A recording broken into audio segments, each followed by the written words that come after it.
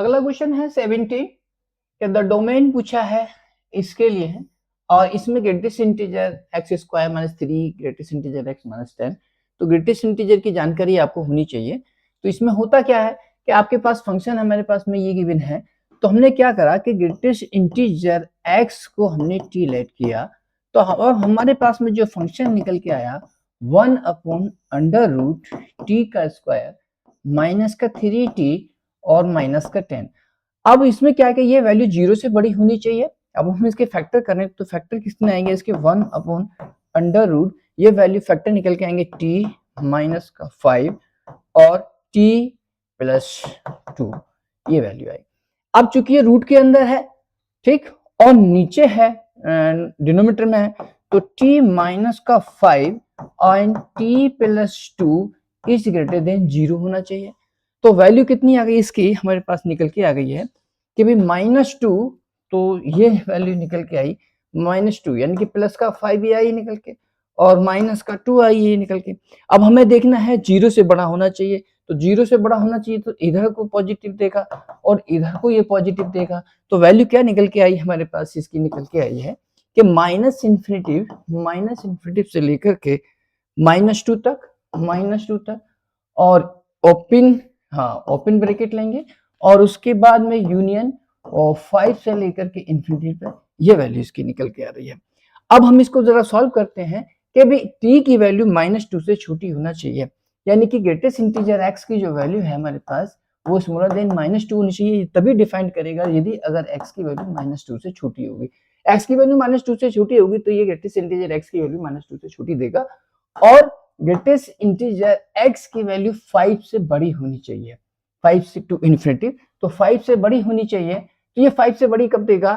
तो यदि अगर हम 5 और 6 के बीच में अगर कोई वैल्यू रखते हैं तो ये 5 देगा, अगर हम 6 को क्रॉस करते हैं और 6 के इक्वल रखते हैं तो ये 6 से, इसका मतलब x की value is greater than equal to 6। तो हमारे पास में जो आंसर निकल के आया है वो -2 से लेकर के -इन्फिनिटी तक, ये -2 से लेकर -इन्फिनिटी को, ये 6 से लेकर इन्फिनिटी, ये इसका आंसर आया। अगला क्वेश्चन क्या है, नेक्स्ट क्वेश्चन देखिए।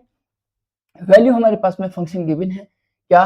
Range of F. तो रेंज ऑफ एफ निकालने के लिए क्या हुआ कि रेंज का मतलब ये हमें कि y की वैल्यू निकालनी है। अगर फंक्शन हमारे पास में x का फंक्शन दिया है तो उसको F Y equal to F X रख के y का फंक्शन निकालते हैं,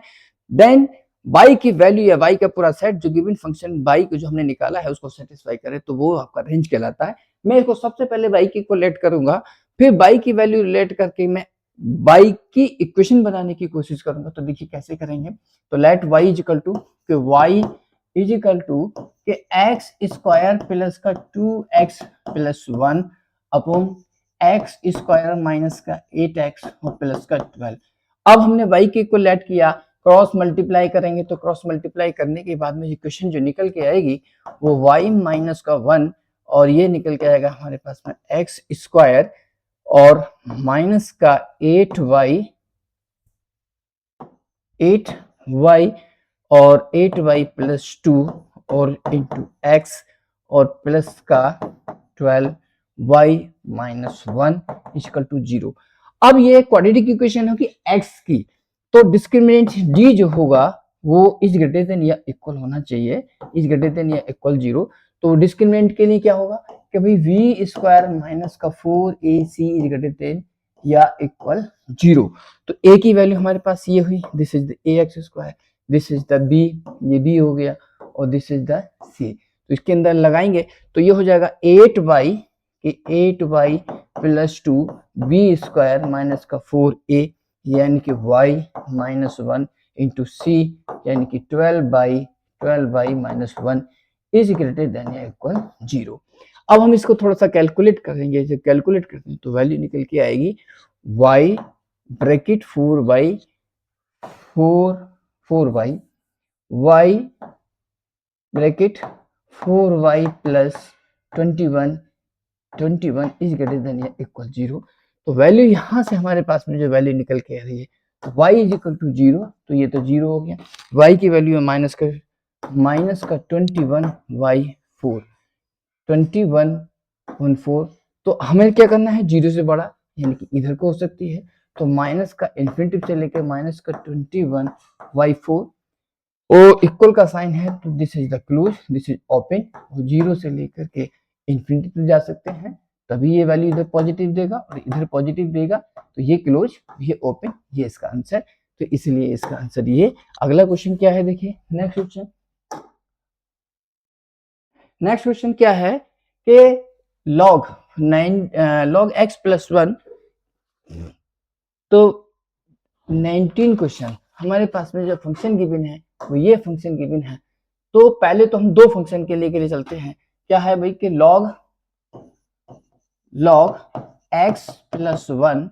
और x प्लस 1 और x माइनस 2, इससे हमें क्या क्या पता चलता है, देखिए x माइनस 2 की वैल्यू 0 से बड़ी होनी चाहिए, पहली बात, यानी कि x की वैल्यू 2 से बड़ी होनी चाहिए, और x प्लस 1 की वैल्यू भी 0 से बड़ी होनी चाहिए, यानी कि x की वैल्यू माइनस 1 से बड़ी होनी चाहिए, x की वैल्यू माइनस 1 से, x is greater then minus 1, ये वैल्यू निकल के आ गई। और x प्लस 1 दूसरा क्या है कि अभी x प्लस 1 इज इक्वल टू नॉट 1, ये वैल्यू निकल के आ गई। इस वाले फंक्शन से तो हमारे पास में ये कंक्लूजन निकला। दूसरा क्या है कि x की वैल्यू 0 के इक्वल नहीं होनी चाहिए, क्योंकि यहाँ पे x की वैल्यू, तो x की वैल्यू 0 से बड़ी होनी चाहिए।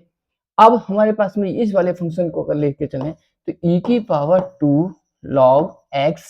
e की पावर 2 log x माइनस का 2x और माइनस का 3, e की पावर log x, ये वाला जो 2 है वो यहाँ पावर में आ जाएगा, और e की पावर log x, यानी कि अगर यहाँ पे कोई फंक्शन fx है तो उसको हम fx लिख देते हैं, तो यहाँ पे एक्स स्क्वायर होगा और e की पावर log x स्क्वायर की वैल्यू एक्स स्क्वायर होगी, तो ये बनेगा एक्स स्क्वायर माइनस का 2x माइनस का 3, और ये वैल्यू हमारे पास में नीचे है, तो ये 0 के इक्वल नहीं होनी चाहिए। तो हमने पहले ये फंक्शन लिया, अब ये 0 के इक्वल नहीं होनी चाहिए, तो इसके हम फैक्टर करते हैं, तो फैक्टर करने के बाद में कितना आएगा इसका, x माइनस का 3 और x प्लस का 1, x माइनस 3 और x प्लस का 1 इज इक्वल टू नॉट 0, ये वैल्यू इसकी निकल के आई, यानी कि x की वैल्यू माइनस के 1 भी नहीं होनी चाहिए, यानी कि x is equal to not plus का 3 एंड माइनस का 1। अब हम इसका कॉमन पार्ट देखते हैं कि x की वैल्यू 2 से तो बड़ी होनी चाहिए, अगर हम कॉमन पार्ट देखें तो x की वैल्यू 2 से बड़ी, तो 2 से बड़ी तो 2 ये आएगा, तो 2 से इधर को चलाएंगे, 2 से बड़ी बाकी के नीचे से तो मतलब ही नहीं है, तो 2 से बड़ा होना चाहिए, x की वैल्यू 2 से बड़ी होनी चाहिए, x की वैल्यू माइनस 1 से बड़ी होनी चाहिए, तो माइनस 1 से बड़ी, तो माइनस 1 से इधर को आएगी, तो 2 से बड़ी हो आएगा उसमें कॉमन। अब x की वैल्यू 3 नहीं होनी चाहिए, यानी कि इसका जो 3 पार्ट है वो नहीं होना चाहिए, तो इसका मतलब 2 से लेकर के इंफिनिटी, और 2 काउंट हो रहा है या नहीं हो रहा है इसे चेक कर लीजिएगा, 2 इसमें काउंट नहीं होगा, इसलिए ओपन ब्रैकेट आएगी, इधर ओपन आएगा, लेकिन 3 को हम छोड़ के चलेंगे, तो इसलिए इसका आंसर बी। अगला क्वेश्चन क्या है, नेक्स्ट क्वेश्चन देखिएगा, क्या कि हाँ एफ एक्स की वैल्यू हमारे पास गिवन है, क्या कि भाई F X is equal to under root mod greatest integer mod minus 2 और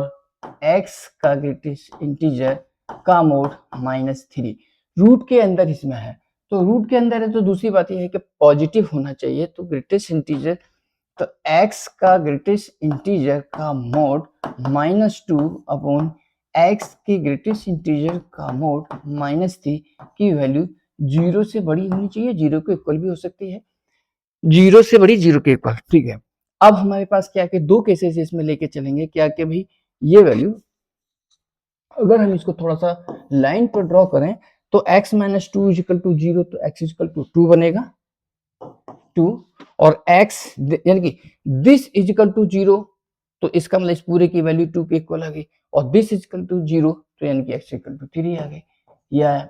अब हमें क्या लेना है 0 से बड़ा, तो 0 से बड़ा कब देगा, इधर को जाएंगे तो पॉजिटिव देगा, इधर को जाएंगे तो पॉजिटिव देगा, इसका मतलब ये हुआ कि मॉड ग्रेटेस्ट इंटीजर का मोड स्मॉलर देन 2, इसकी वैल्यू 2 से ये 2 के इक्वल होगी, तो ये वैल्यू कब होगी, क्योंकि मोड लगा हुआ है, मोड जब लगा हुआ होता है तो ग्रेटेस्ट इंटीजर x की जो वैल्यू होगी smaller than equal to and greater than equal minus 2, तो ये वैल्यू इसकी निकल के आ गई। ये कंडीशन कब फॉलो करेगा भाई, माइनस यानी कि 2 से तो छोटी होनी चाहिए। अब जब 2 से छोटी होनी चाहिए तो वैल्यू कितनी होगी, 2 से छोटी होगी, यानी कि 3 से छोटी होगी। 2 से छोटी का मतलब ये है कि भाई 2 से छोटी, अगर हम 3 से छोटी वैल्यू रखेंगे तो ये 2 के इक्वल हमारे पास देगा। इसका मतलब ये होगा कि x की वैल्यू 3 से छोटी। अब ग्रेटेस्ट इंटीजर का जो वैल्यू है वो 2 से छोटी होनी चाहिए, यानी कि 3 से हम छोटी वैल्यू रखेंगे उसके अंदर तो वो ग्रेटेस्ट इंटीजर 2 दे देगा, और इज ग्रेटर देन या इक्वल -2। तो -2 से लेके के 3 तक ये आएगी वैल्यू, क्योंकि इक्वल लिख सकते हैं -2, तो -2 से लेके के 3 तक वैल्यू आ गई। दूसरा हमारे पास में जो वैल्यू निकल के आ रही है वो ग्रेटेस्ट इंटीजर x का, तो ये जो वैल्यू है हमारे पास, नेक्स्ट अगला जो है इसकी दूसरी कंडीशन के लिए क्या है कि भी मोड x ग्रेटेस्ट इंटीजर, और ये वैल्यू क्या होनी चाहिए, 3 से बड़ी होनी चाहिए, इज ग्रेटर देन 3। इससे हमारे पास में दो बात निकल के आती है, क्या कि x की वैल्यू जो है हमारे पास greatest integer x is smaller than -3, और x का greatest integer is greater than 3, ये वैल्यू निकल के है। तो मोड, ठीक। अब ग्रेटेस्ट इंटीजर x की वैल्यू -3 से छोटी होनी चाहिए, तो x की वैल्यू जो है वो -3 से छोटा होना चाहिए, और यहाँ पे क्या होना चाहिए कि x की value is greater than equal 4 होना चाहिए, क्योंकि अगर हम 3 और 4 के बीच में वैल्यू पुट करते हैं तो ये 3 एंड 4 के वैल्यू 3 एंड 4 के बीच में वैल्यू पुट करते हैं तो 3 देगा, क्योंकि हमें 3 लेना नहीं है, 3 से ज्यादा लेने है, तो x की वैल्यू 4 से स्टार्ट करेंगे, और यहाँ पर हम x की वैल्यू लेस देन -3 आ जाएगा। तो हमारे पास में जो वैल्यू निकल के आ रही है इन सब की, तो वैल्यू निकल के आई कितने, कि a की वैल्यू निकल के आई हमारे पास। अब इनका दोनों का कॉमन पार्ट देखेंगे तो दोनों का जो कॉमन पार्ट निकल के आता है -इन्फिनिटी, तो ये निकल के आया यहाँ से -इन्फिनिटी। देखें यहाँ से चेक करते हैं तो वैल्यू निकल के आएगी। अगर हम ग्राफ ड्रॉ करें इसका तो ये ग्राफ इस तरीके से बनता है, देखेंगे क्या कि -2 तो ये आया यहाँ पे -2 एंड -3 एंड 3, ये 3 और ये 4। अब हमारे पास में जो वैल्यू निकल के आई है -3, तो यहां से चेक करेंगे, इसकी कंपेयर करेंगे इससे, तो -इन्फिनिटी से लेके a तक, और -इन्फिनिटी से लेके a तक, तो दिस इज द a हो गया, और b से लेके c तक यानी कि ये b हो गया, और c यानी कि ये c हो गया, और 4 से लेके इन्फिनिटी आपके पास थी। अब हमारे पास क्या a plus b plus c, इन दोनों को प्लस करेंगे तो -5 प्लस 3, तो इसका आंसर मतलब 2 आ जाएगा, -2। इनको अगर हम प्लस करें तो ये वैल्यू देगा हमारे पास -2, तो ये इसका आंसर वैल्यू निकल के आया। अगला क्वेश्चन क्या है, नेक्स्ट ये क्वेश्चन देखिए, क्या बहुत आसान है कि हमारे पास में जो फंक्शन है तो f(x) की वैल्यू √x है, इसका मतलब इसका जो डोमेन निकल के आना चाहिए वो 0 से इन्फिनिटी आना चाहिए, 0 से इन्फिनिटी। इसे ऐसे करके सॉल्व कर सकते हैं, 0 से लेकर आगे तक जा सकते हैं, तो 0 से इन्फिनिटी 0 काउंट करेंगे ओपन ब्रैकेट। दूसरा जो फंक्शन है हमारे पास में g(x), वो वैल्यू है √1 - x, इसका मतलब 1 - x की वैल्यू 0 के इक्वल है, 0 से बड़ी, यानी कि 1 इज ग्रेटर देन या इक्वल x, यानी कि x की वैल्यू 1 से छोटी होनी चाहिए। अगर हम इसका ग्राफ बनाते हैं तो 1 से लेकर के ये आना चाहिए इन्फिनिटी। तो इसका जो d2 निकल के आएगा, वो -इन्फिनिटी से लेके 1 तक open bracket this is the close bracket. अब हमने उससे पूछा क्या क्या है कि f प्लस g दोनों का कॉमन पार्ट होगा, दोनों का कॉमन पार्ट क्या है कि 0 से लेके इन्फिनिटी और 1 से लेके इन्फिनिटी, तो ये पार्ट इसका कॉमन हुआ, ये वाला जो पार्ट है इतना, ये इसका कॉमन पार्ट हुआ। तो कॉमन पार्ट जो निकल के आ रहा है हमारे पास में 0 से लेके 1 निकल के आ रहा है, 0 से 1, तो f प्लस g के लिए डोमेन 0 से 1, इसके लिए 0 से 1,